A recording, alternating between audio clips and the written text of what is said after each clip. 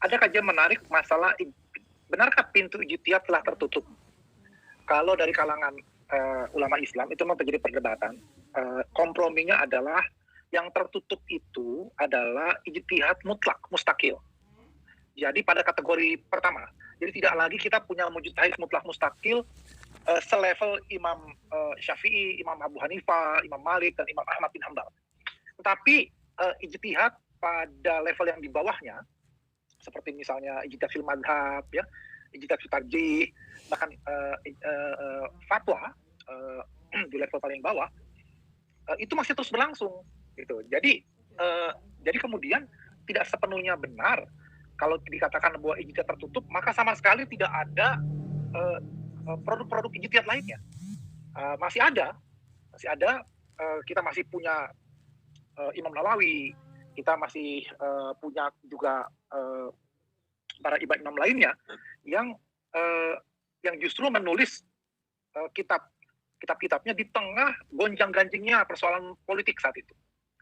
Nah, kalau kita lihat lagi pendapatnya Profesor Wael Halak, ini dulu dia orang Palestina tapi Kristen, yang dulu mengajar di McGill University Kanada dan kemudian pindah sekarang ke Columbia University di New York. Dalam berbagai kajiannya beliau bahkan membantah adanya ijtihad, pintu ijtihad telah tertutup.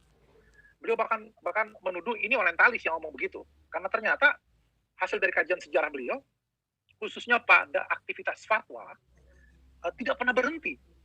Jadi ijtihad tidak pernah berhenti atau tidak pernah benar-benar tertutup sebetulnya. Gitu.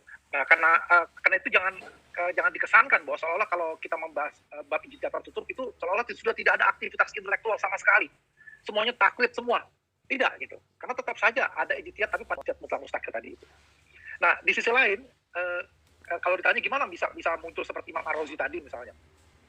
Saya melihat ada fenomena yang menarik bahwa justru ulama dulu itu mereka menjadi sangat aktif, produktif untuk menulis kitab di saat politik Islam gonjang-ganjing, di saat terjadinya para khalifah yang diktator, atau di saat kemudian terjadi serangan-serangan terhadap kekhilafan Islam oleh Mongol misalnya gitu ya, ataupun antar perang saudara, intinya gonjang-ganjing politik lah. Justru di saat itu para ulama menarik diri dari persoalan politik, kemudian mereka concern pada dunia ilmu. Itu yang terjadi. Makanya itu jawabannya kenapa justru di saat sedang kacau balau, kita punya Ibnu Rus, kita punya Imam Nawawi, kita punya Imam Ar-Razi, dan seterusnya. Nah, dari sejarah itu juga kita belajar, justru ketika umat Islam diberi peluang main politik, yang terjadi adalah para ulama sibuk main politik. Sehingga tidak lagi sempat menulis kitab.